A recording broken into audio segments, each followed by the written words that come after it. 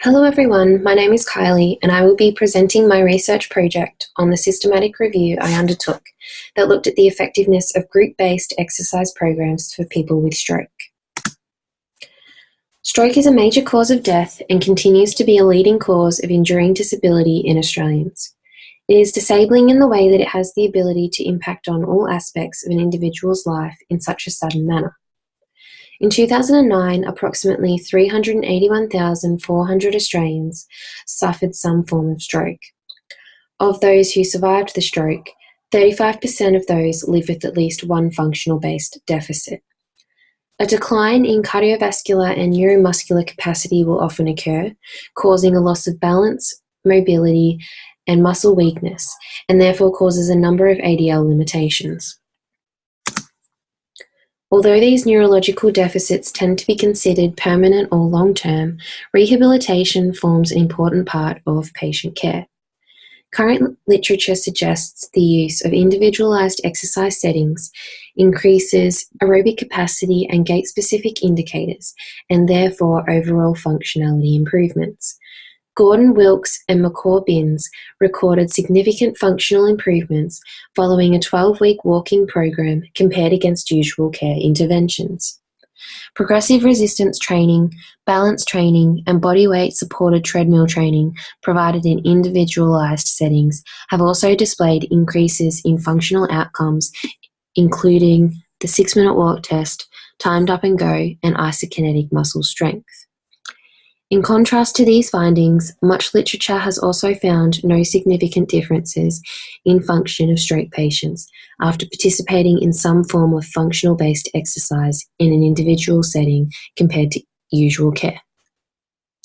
Due to this lack of clarity and evidence, exercise performed in a group-based setting has become the focus of increased research. It has been suggested that group-based exercise provides stroke patients with the most effective environment for functional outcome improvements. Increases in functional capacity after completing group-based progressive resistance training, yoga, and aquatic therapy have reported positive outcomes in walking capacity, balance, and muscular strength in the stroke population. Group-based exercise has also been endorsed by many health professionals involved in rehabilitation due to its ability to not only improve the physical capacity of the person, but also the quality of relationships and adherence in stroke patients. While a great deal of evidence has been published on the effectiveness of both individual and group-based settings for stroke rehabilitation, there is a clear lack of evidence examining the effects of individual exercise in direct comparison to group-based exercise for improving function in stroke patients. Therefore, I conducted a systematic review to evaluate the effects of group-based exercise interventions on stroke recovery to aid health professionals in the interpretation of current clinical evidence-based practice. It will assist in guiding those health professionals in creating stroke rehabilitation exercise programs that will ensure greater functional outcomes for those stroke patients. The purpose of my systematic review was to evaluate the effectiveness of group-based exercise interventions for those recovering from stroke.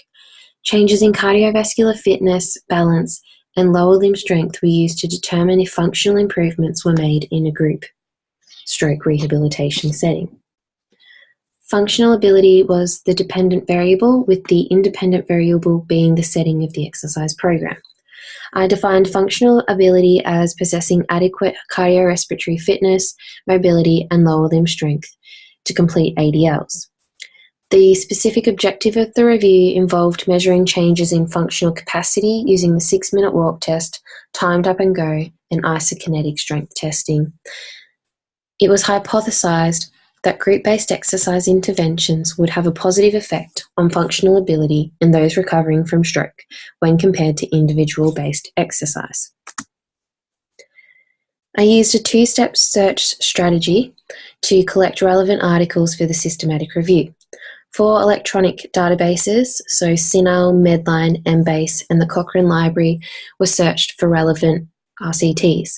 A preliminary search of each of these databases was performed using the keywords displayed on the screen. The search strategy for each database used was similar, but tailored slightly to suit the database's most effective search method protocol. The Boolean operators or and were used to combine similar terms and create the overall search strategy. These searches were accompanied with the review of the reference list of identified articles to increase the likelihood of retrieving all relevant literature. Randomized controlled trials were included in the systematic review if they contained a population that was recovering from any type of stroke or level of severity in terms of functional deficits, contained at least one standardized test similar to that of a 6-minute walk test, timed up and go, or isokinetic knee flexion or knee extension that measured aerobic capacity, balance, mobility, or lower limb strength, or contained an exercise intervention that mentioned individual-based exercise and or a group-based exercise setting that included 2 people or greater participating in exercise at the same point in time.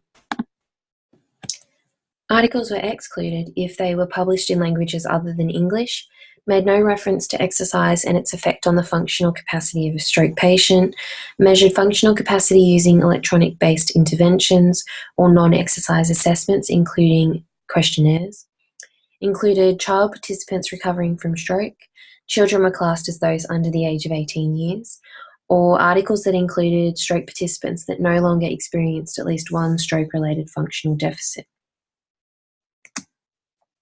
Each article's abstract was read in full and excluded if it did not meet the inclusion criteria.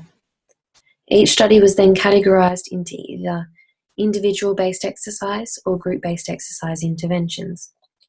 Data was extracted independently by myself with the number of participants, age, gender, level of impairment of stroke, the interventions used and their protocols, and the pre- and post-intervention scores were taken from each article. The methodological quality of each included study was assessed using the Pedro scale. Statistical analysis was performed using the Cochrane Collaboration Review Manager, or RevMan software, as the majority of trials reported pre- and post-intervention scores rather than the changes in scores. Post-intervention scores was used to conduct the meta-analysis. Pooled estimates of the effectiveness of group-based and individual-based exercise compared to usual care was gained using a random effects model.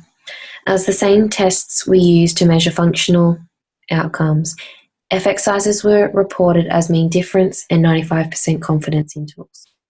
Statistical heterogeneity was evaluated using the chi-squared test and I-squared. A total of 26 RCTs met the search criteria and were included in the review. Baseline pre-intervention scores were similar between groups. There were large variability in terms of duration post-stroke, the follow-up periods after exercise interventions, and the type, frequency, and duration of exercise between studies. The type and severity of stroke ranged from transient ischemic attacks, ischemic strokes, and hemorrhagic stroke to having minor and moderate impairments. In terms of the quality assessment, the mean Pedro score of individual exercise RCTs was 5.6 and 5.9 for group exercise RCTs. Results were again presented as mean difference and 95% confidence intervals. The meta-analysis indicated a significant effect in 6-minute walk test distance between interventions. The 6-minute walk test distance was significantly improved with the usual care interventions than individual-based exercise, with a reported p-value of 0.005, as shown by the first forest plot. Usual care also tended to be better than group-based exercise in terms of the 6-minute walk test, and that is the second forest plot there. In terms of the timed up and go, both individual and group-based exercise interventions tended to produce greater improvements in timed up and go time than usual care interventions, as shown by the forest plots on the screen. Isokinetic knee flexion tended to show greater strength gains in those that undertook the usual care interventions than both individual and group-based exercise settings, respectively. So the first forest plot is the individual-based exercise and the second forest plot is the group-based exercise. Isokinetic knee extension strength indicated significant improvements with usual care interventions compared to both individual and group-based exercise interventions, as depicted by the forest plots on the screen. Overall, the results presented in this systematic review found that group-based exercise provided no greater benefit to the functional capacity of stroke patients compared to individual-based exercise. Surprisingly, aerobic capacity of those that performed individual-based exercise did not significantly improve. Instead, the usual care interventions produced greater distance gains for the 6-minute walk test than individual-based exercise. These findings are in contrast to a great volume of research.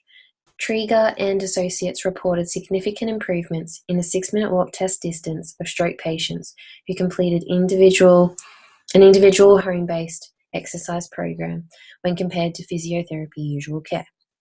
Although many studies reported that exercise in an individual setting produces significant improvements in aerobic capacity, the nature of the exercise performed, including the duration, type, and time of the exercise programs, varies substantially. Similar findings were also reported in the group-based exercise and usual care comparison.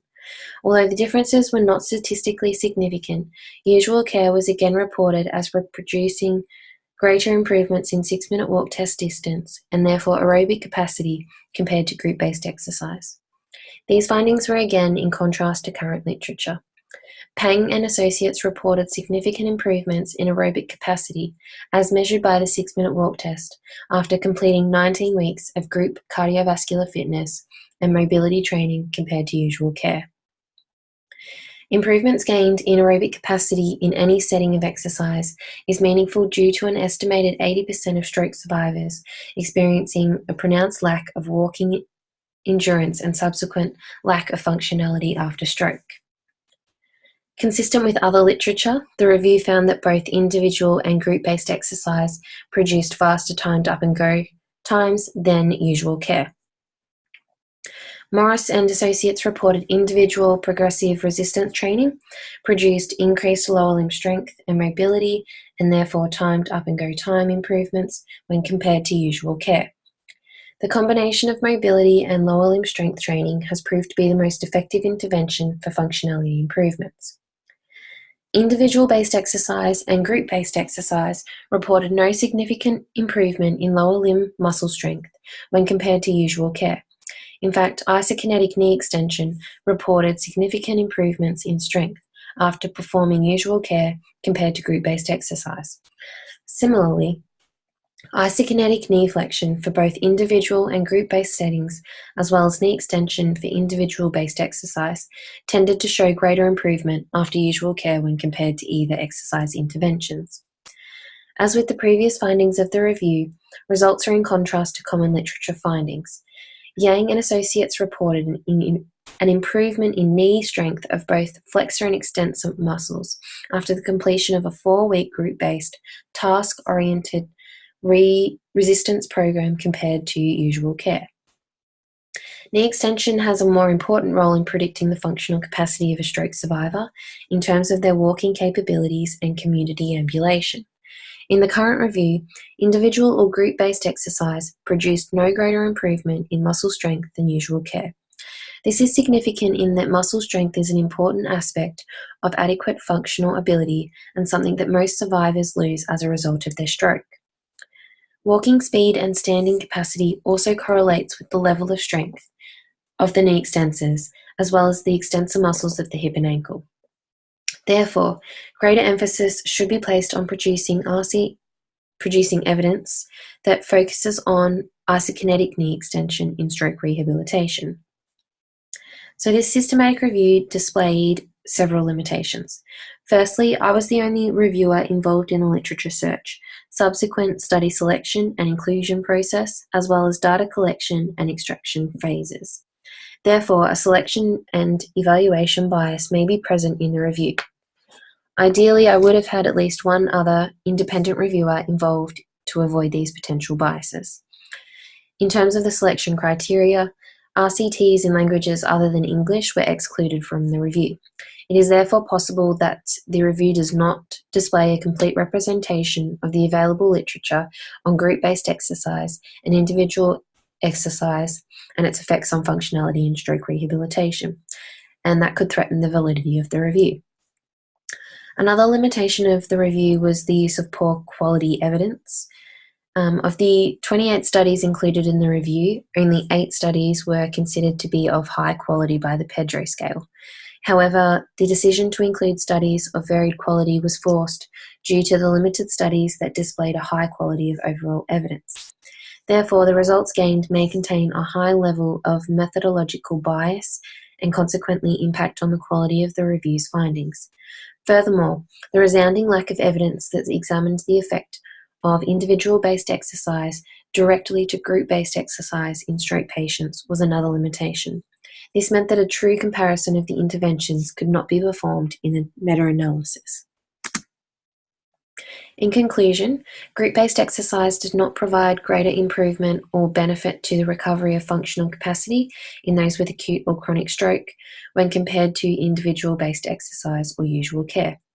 It can therefore be recommended that further research of higher quality be conducted that compares the effects of individual-based exercise to group-based exercise in terms of the functional capacity of stroke patients to allow for clinically based guideline development and implementation into practice.